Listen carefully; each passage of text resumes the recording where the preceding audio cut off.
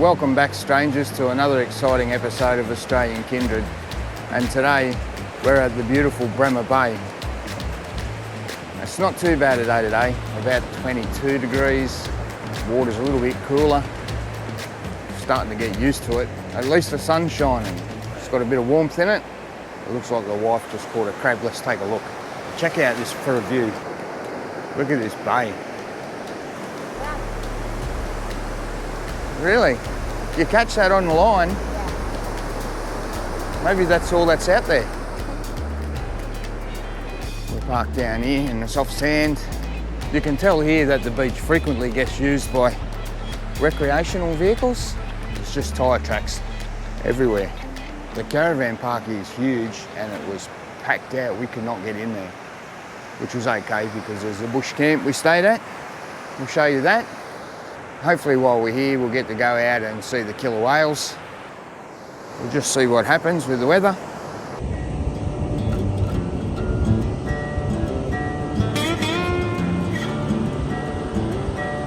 I'll put the drone up here and give you a look from the sky. It really is a beautiful bay.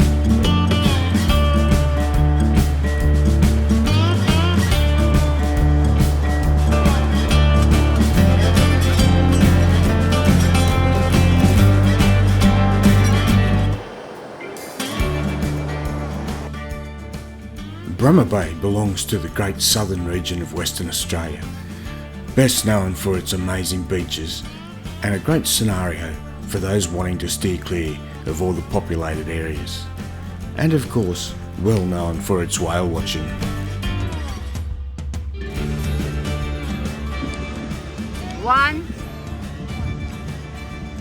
Bremer Beach itself is a large 6.3 kilometres long, giving plenty of room for everybody to spread out.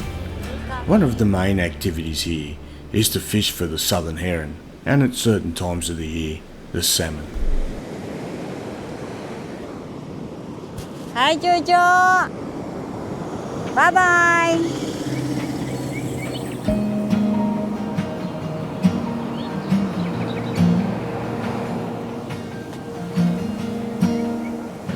Bremer's General Store. It's only a tiny town. She's just a small town girl raised Really hasn't got a lot here. heart full of dreams with no one to see what she's all about.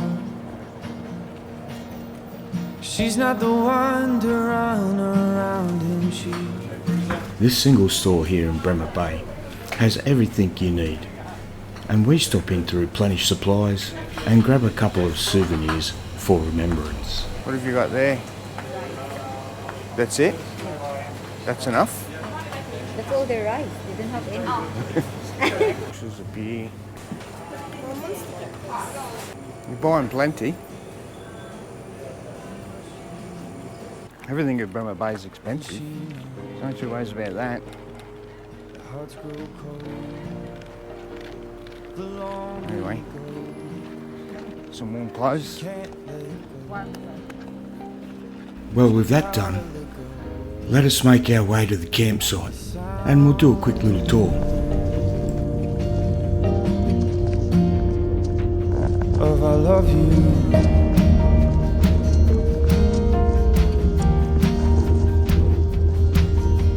He's just a city boy looking for a dream.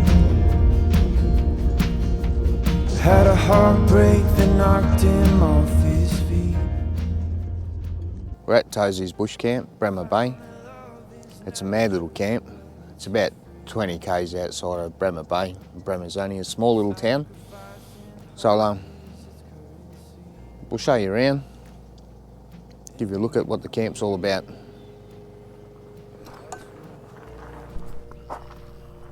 It's about $20 an adult, $10 a child to stay here, and I think there's like 148 of these little camping areas.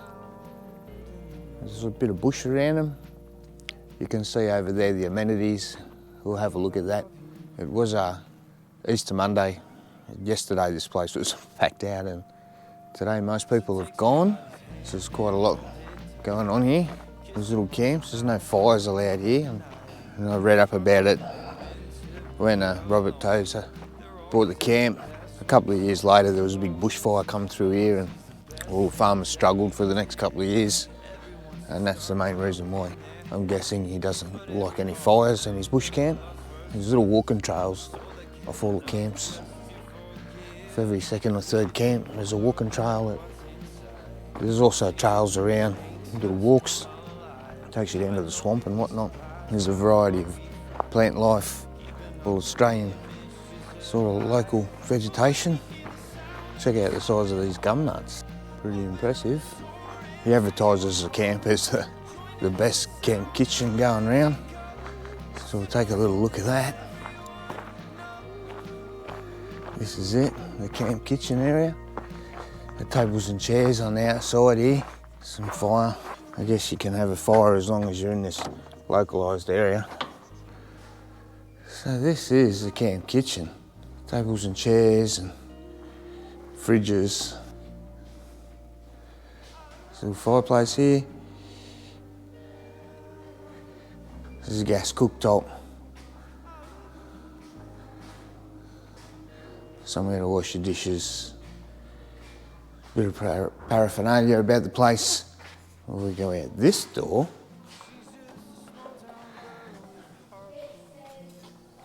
We have the showers and toilets. The roof here is full of solar panels. Tozer's bush camp, walking trails. So we're just trotting along one of the many walking trails that Tozer's made for the campers to enjoy the fauna and flora in the area. Look at these flowers, wow, that's different. If anybody knows what that is, let us know, eh? Down here there's a paperbark swamp. It should only be about a 5-minute walk, so when we get there we'll show you what it looks like. Rip the leaves off their thing and break it up and tell me what it smells like. That's it, smell that. What's that smell like?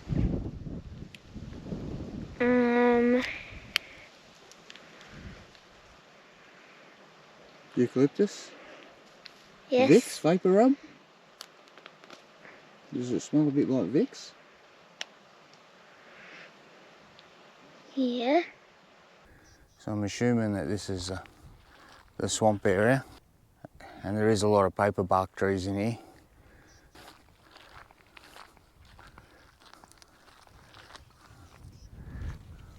When they say paperbark, they're talking about this stuff that comes off like paper. All Aussies will know what I'm talking about. There he is. How are you looking at us weirdos? We're on your track now. Oh, he's a big fella. Holy hell, he's got to be nearly 5 foot.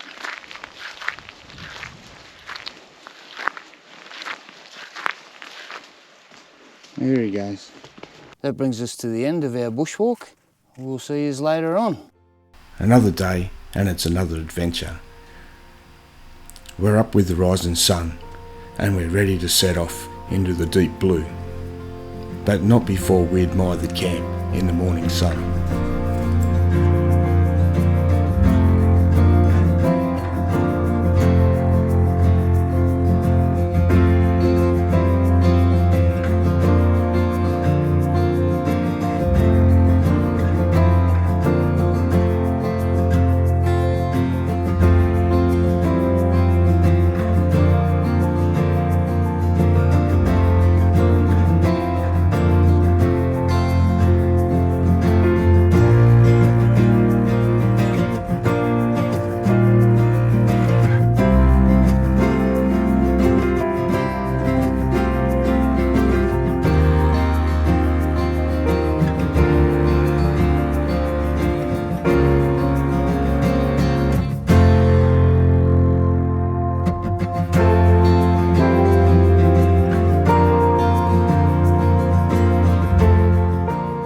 I'm excited about this. It's not every day you get to see orcas in their own habitat, and I hope that Neptune is in favour of us today. We're on our way to see the killer whales. With any luck, they'll find some. I wonder if that's our boat there. We'll soon find out, I guess. It's quite expensive to see the orcas. Expeditions to see the other whales are a lot cheaper, humpbacks and pilot whales, dolphins. But to see the killer whales, it's a touch more expensive. The colour of the water is spectacular all the time. Orca tours cost around $400 an adult and $300 a child. The tours last about 8 hours, and it is an experience like no other. We take our seats and prepare ourselves for the journey ahead as the big vessel starts to steam out into the great Southern Ocean.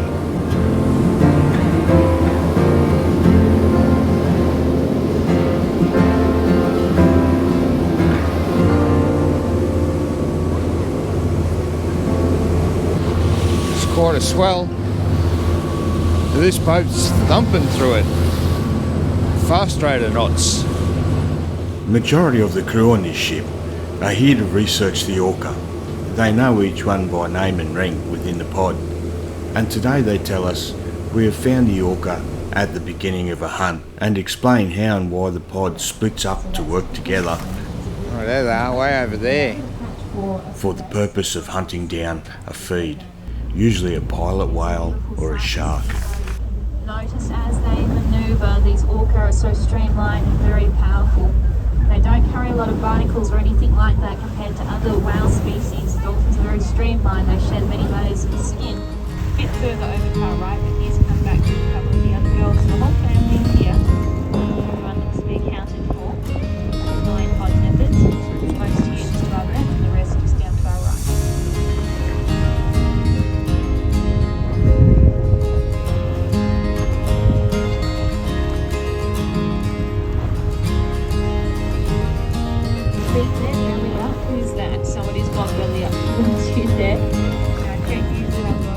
The swell tosses the boat around in the ocean as if it's just a small tinny, making it extremely hard to hold the camera still, but somehow we managed to capture a few good shots for the channel before we head back to shore.